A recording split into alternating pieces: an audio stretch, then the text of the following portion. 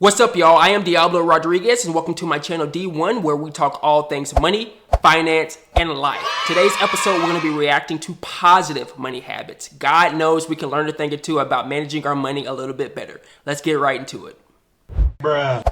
Here are some bad financial habits that have been praised and normalized through social media. Number one is not budgeting or sitting down with a cup of tea or coffee to look through each of your transactions and what you spent your money on, because apparently looking at your bank account is too scary. You're the only person spending your own money, honey. 2, impulsive purchases just because you had a bad day. Number 3, going to debt as your source of emergency money instead of having emergency funds saved. Number 4, going on a extravagant vacation just because you deserve it, and also adding that to your credit card debt and thinking that's okay because you deserve it. Number 5, saving just enough to cover your down payment and spending the rest of your life living paycheck to paycheck, not going on any vacations, not buying anything for yourself just to pay off your house. Number 6, justifying a really expensive and out of your budget car just because you want a nice car. Number 7, going into debt for a wedding or a vacation. And finally, number 8, having that mentality and that constant mentality that you only live once, live every day like it's your last, but with money.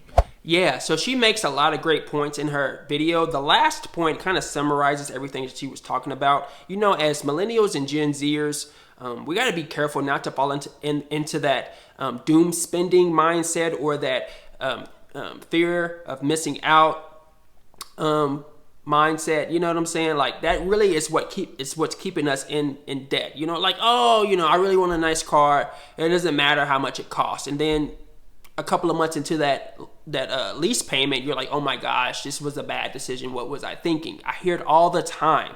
Live within your means. All right, set yourself up for a financial future that your older self can look back and say, damn, bruh, damn, sis, you did that. Thank you. Bruh.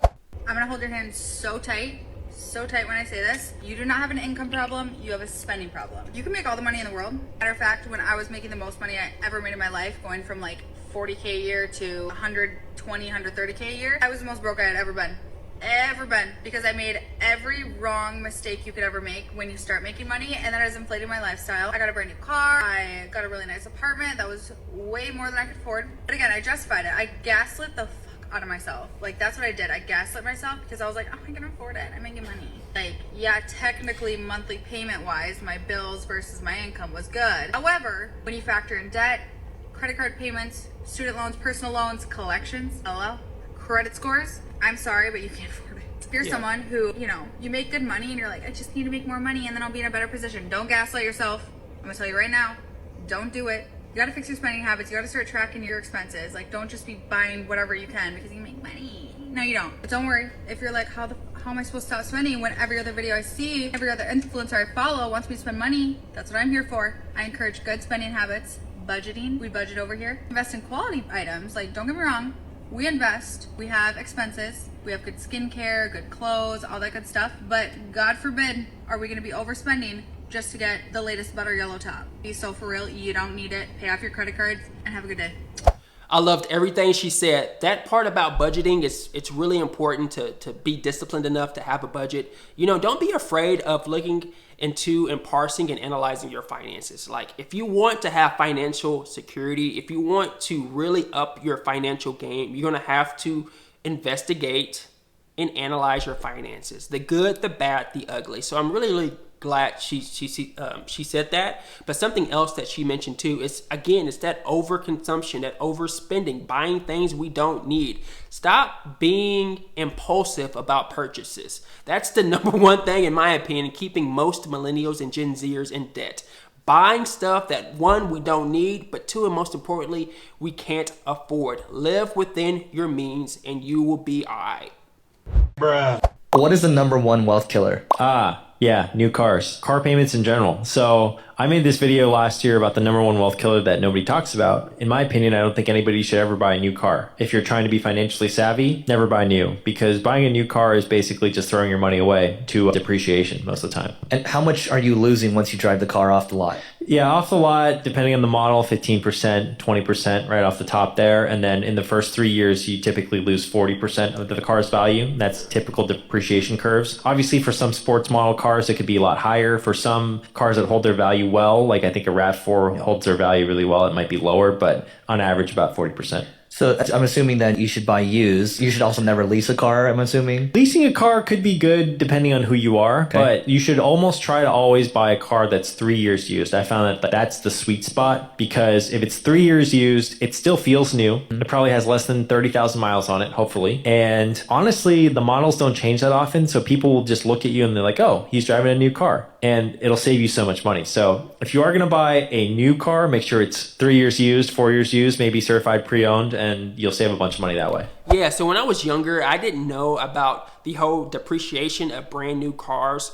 I wanted so badly to get a brand new car. Like I wanted the newest, latest, whatever, that was available within my price range. And what I found out is that immediately once I drove it off the lot, or within 2 years, I was already upside down on that car loan due to the depreciation. So now, being older, much older, that I've learned that buying used is what to go. Now, if you're in a particular financial situation where you can kind of bite that depreciation on a new vehicle, then great, do that. Like you have the finances to take that hit. Good for you. But most people don't, including myself. So I have a used car. It's a 2016 Chevy Impala. Paid cash for it. Cash money. You heard.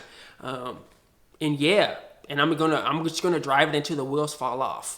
And I think that's the best way to go. I think I mentioned in one of my earlier videos that I was trying to be with the Joneses. I had a Dodge Ram, living large, definitely living beyond my means. And within 3 years, I had to give it back because I couldn't afford the payments. I was not making enough money to afford a vehicle of that caliber. So make sure you live within your means. Thankfully, all that bad debt is paid off, clear and free, but don't make the mistakes that I made or many others have made when it comes to overspending on a new vehicle.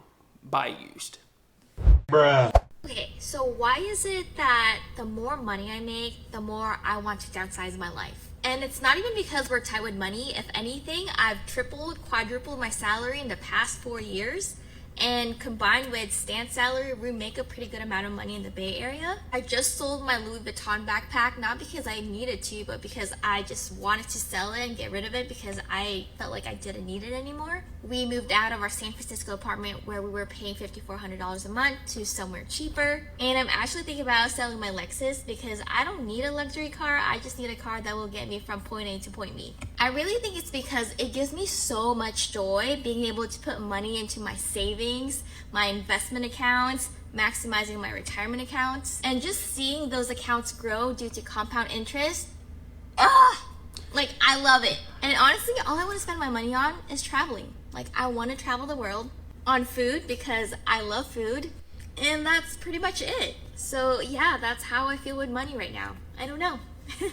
Yeah, so something that she mentioned that I can definitely relate to is that when I was younger and broker, I spent a lot of money unnecessarily. Like I did.